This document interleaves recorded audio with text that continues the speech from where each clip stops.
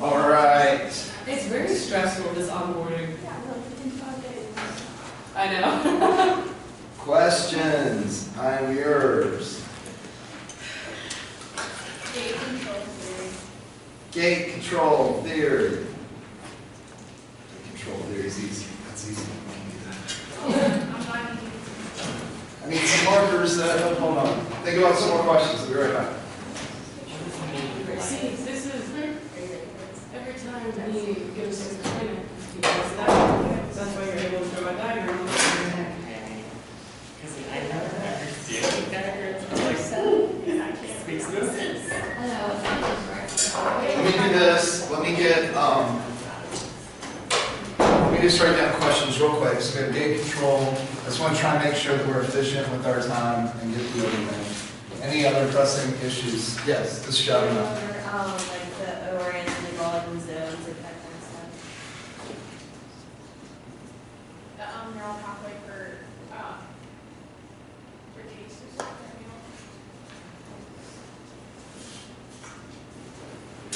Since you're also doing that, like the anatomy of taste bud.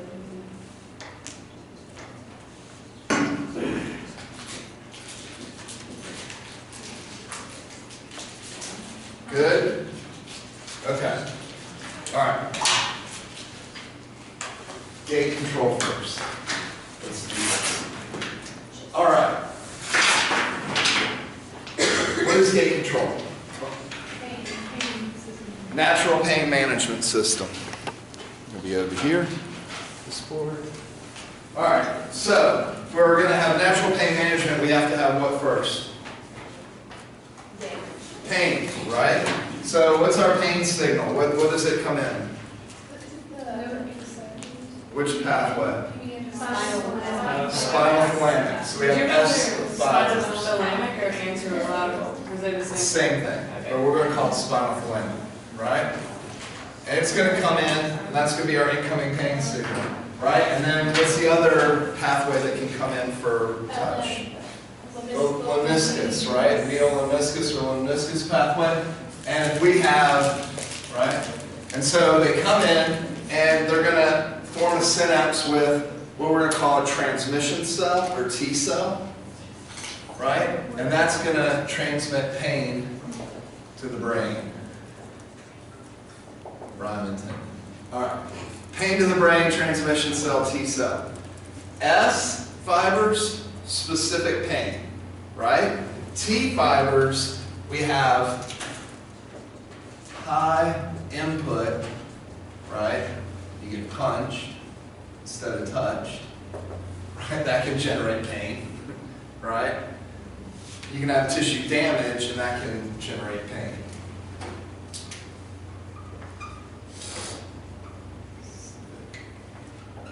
So the difference between the how do you say it, the medial L and M. BML, yes, thank you. Pathway, the spinal the S pathway is like when it comes to pain, is that for the L pathway to be activated towards pain, it's just like It's a mechanoreceptor, so it has to be high. Right? okay.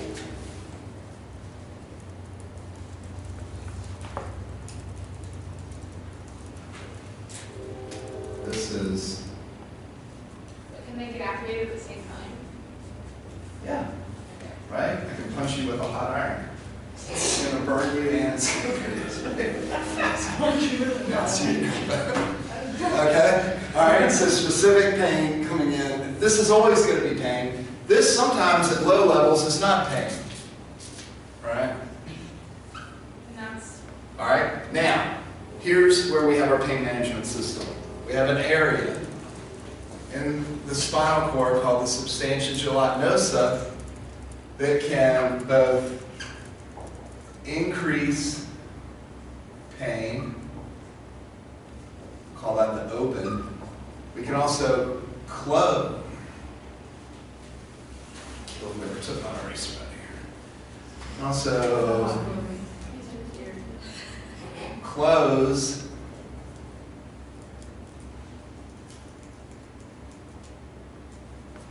right? So we can manage this through this area called the substantia gelatinosa that can inhibit and decrease pain or increase our sensitivity and make us more sensitive to pain. So if we damage an area and we even have low amount, then we're going to turn up the ability. So even if we have low amounts, now just touching that area that's damaged is going to be painful. We can open the gate, right? We also may want to close the gate, and so things like you hit your thumb with a hammer and then you suck on it or run it underwater, that low level of stimulation is helping close the gate and decrease pain. Okay?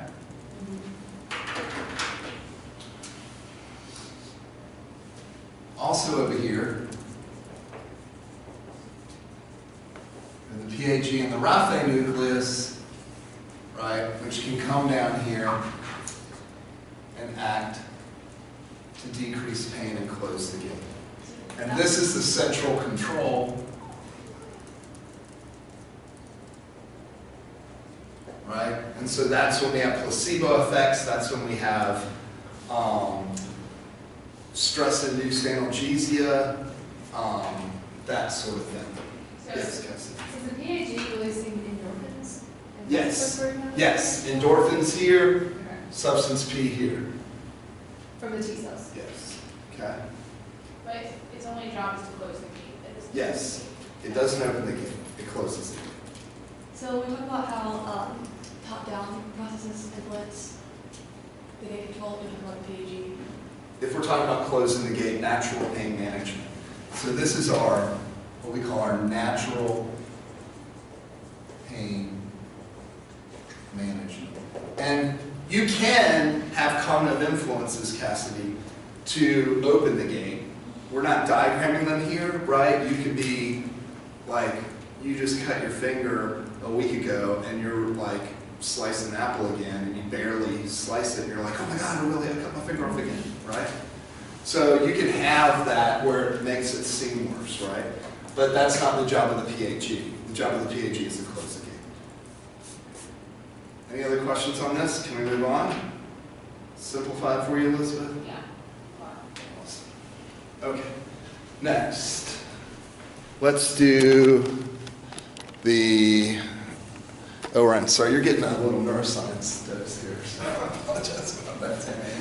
All right, so we are going to, Yeah, I dropped it last semester, and I was like, I was in place. okay, so, and really what I want to do is pull up my picture.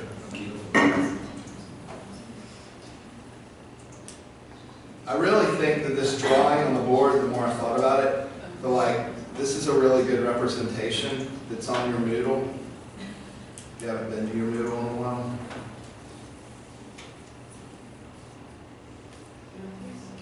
So this, right, okay?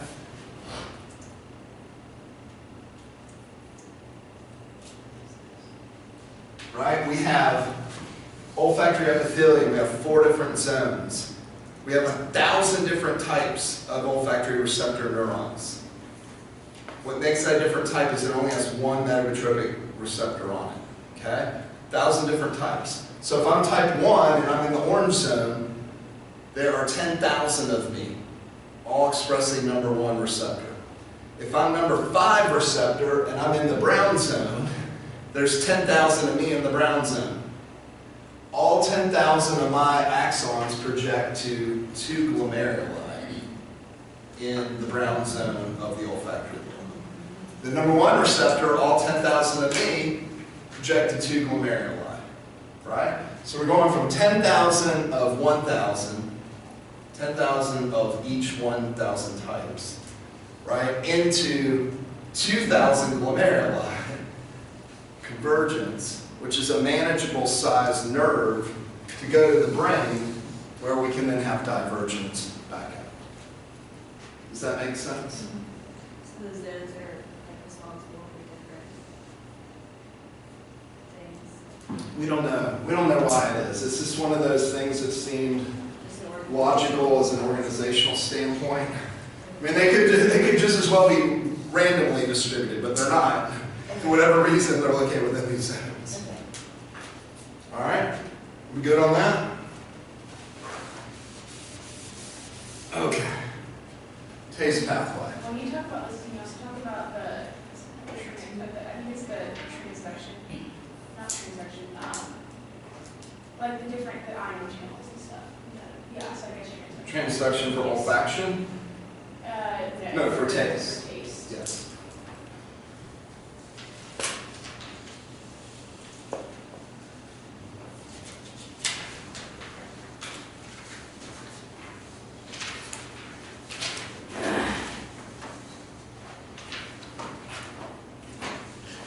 So I'm just going to start here. If we want to talk about the anatomy of the taste bud, right? We have an apical pore where taste solutions can come in contact with the transduction mechanisms. There's a tight junction that keeps all of that, all those chemicals up here where transduction's happening. If transduction happens and the cell gets depolarized, then there's neural contact down here at the bottom with either the facial nerve, the cranial nerve 7, the chorotympany, glossopharyngeal, cranial nerve 9, depending if we're in the anterior part of the tongue, posterior part of the tongue, etc. Okay? That's all you really need to know about taste bud anatomy. That, the fact that there's basal cells that are going to grow up and become new taste receptor cells. Right? So are we good on that? You don't have to overcomplicate the anatomy of the taste bud. Did you ask about that? I did. What did you say about tight junctions? Tight junctions are right here, and they're preventing sugar, sour, salt, bitter chemicals from getting past where they should go. They're only allowing them to interact here on the apical side of transduction mechanisms and not leak down here and affect neural transmission and other things. Yes? So you're wanting us to go about how like the papillae have grooves to like lock and like is that the kind of stuff that's more than or? I mean, that's marginal. I mean, right, you got to get stuff in, it's got to get in solution and it interacts with transduction mechanisms on that apical side. Okay? What do you need to know about transduction? For salts, they simply, sodium ions are positive, come in, depolarize the cell. Okay?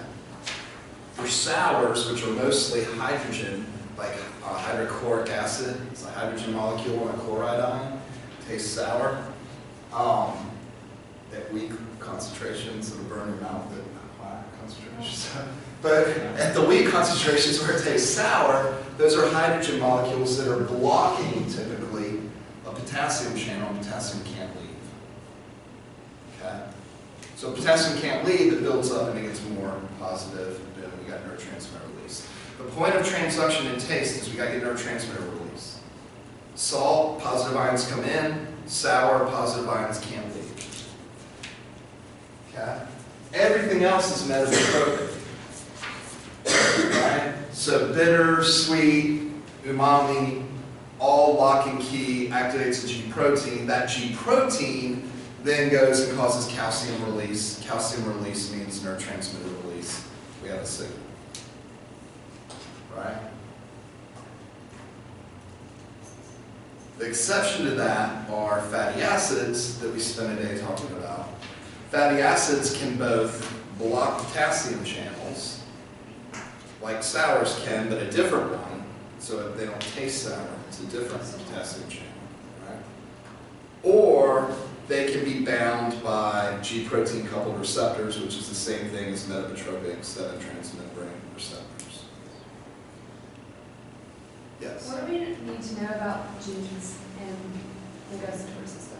Just that there are specific genes that code for the production of these lock and key mechanisms. And if you don't have that gene, you don't make that transduction mechanism, you can't detect that taste in. So That's what a non-taster is compared to a super taster. Okay? Code for the production of the different taste receptors? Yep.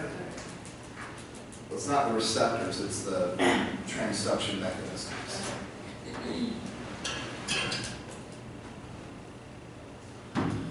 Okay, pathway? We good on transduction? Yes, sir.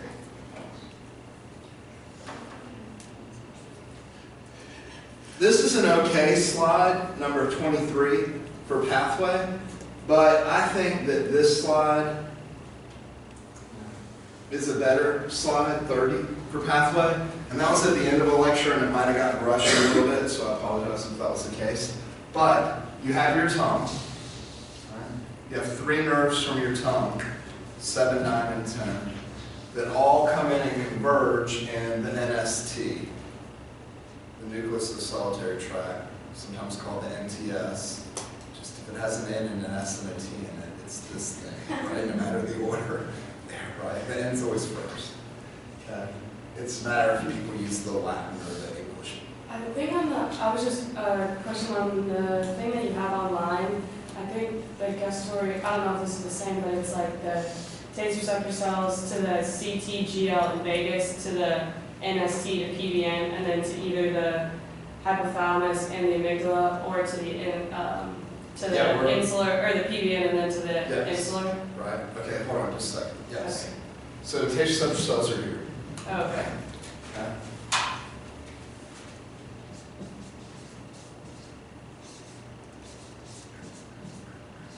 Depending on if you're in an anterior, posterior, Oh, gotcha. right?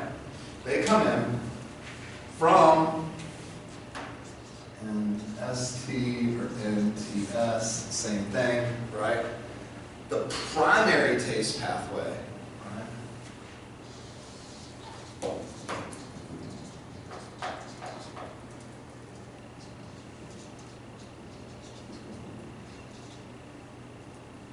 This is primary. You know one is primary, right? Okay. Goes through the VPN of the thalamus to the insular cortex. From there to the secondary, which is the orbitofrontal cortex for flavor, right?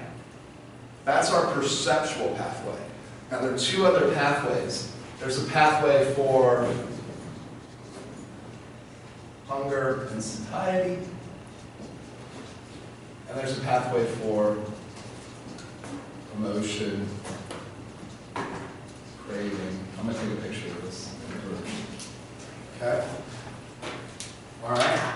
And those pathways are reciprocal, meaning they can be influenced by taste, and they can be in turn, if I have an aversion, I can take what previously was a good signal coming in, modify it here so it becomes a bad signal. And I guess what's missing here is I'm going to put like PDN in here. Here's like the tricky thing about the PDN is like we're not really sure that humans have PDNs. We know animals do, but there may be, it's like one of those femoral nasal things that this all might have gotten mushed together as one thing in humans where it's separate in animals. Okay? So are we good on that pathway? Main pathway comes in, goes up through the VPN to primary cortex, secondary cortex. But secondary pathways interact with hunger and satiety, and hunger and satiety in turn can change our taste. If we're hungry, it makes things taste better. If we've eaten 10 pieces of pizza, the 10th piece doesn't taste as good. Sensory specific satiety, right? And emotional value and cravings. So we have cravings where we really crave something and that then tastes really good. We really want it. It tastes different than if we're not craving it. Or we can have an aversion and it really tastes worse than it should. Are we good on all that?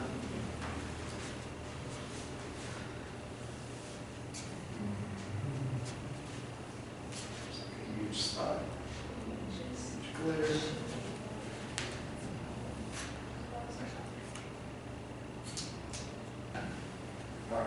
So, and then with, neural node, like labeled line and crossfire pattern, so you said that sweet always has a labeled line, salt has a labeled line and a crossfire pattern, so you can recognize that it's salt, but you don't differentiate what kind of salt it is. Then the rest are all, crossfire patterns. Correct.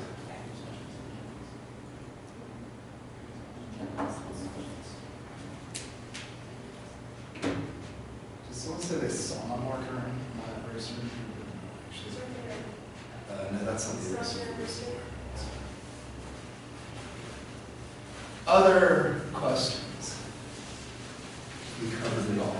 Everybody happy?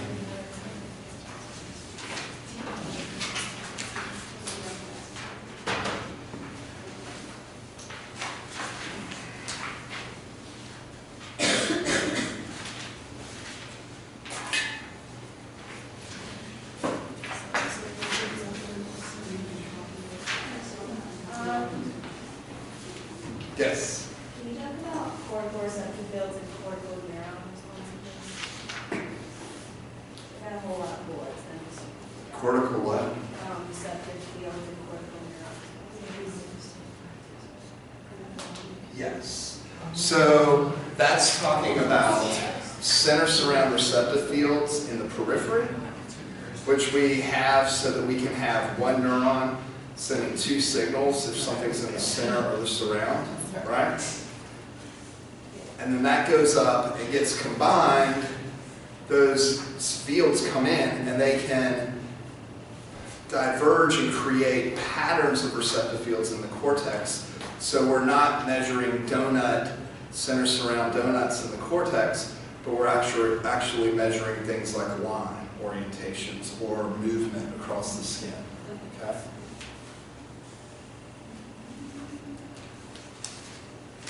So one neuron is sending an inhibitory signal and an excitatory signal? Yes. For, I guess, precision? A peripheral receptive field. Yes.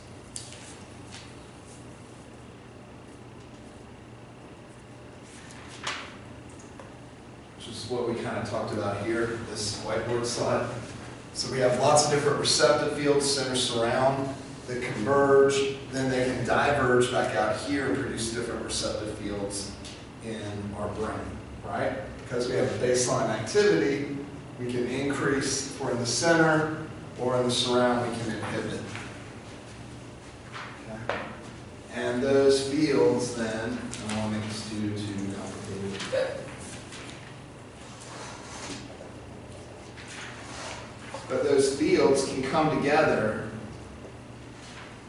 So if we think about each of these circles being one neuron's receptive field, if all these neurons here send their outputs in the brain to the same column, then that becomes a column that gets real active when there's a vertical line present, but not very active when horizontal line's present.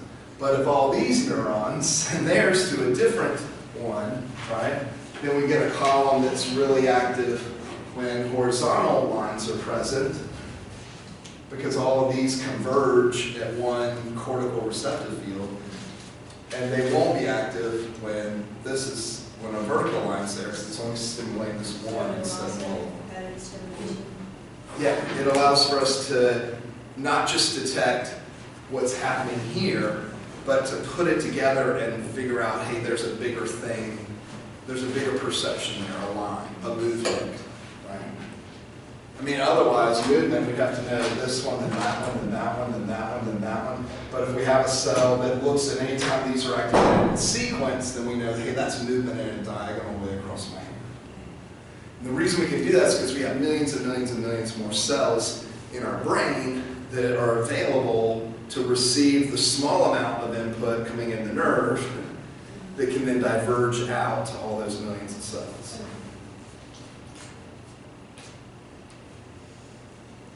Anything else? Yeah.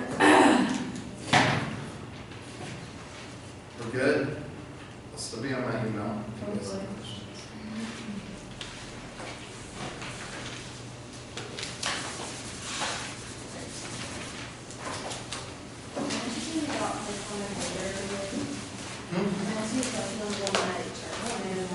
Yeah, let me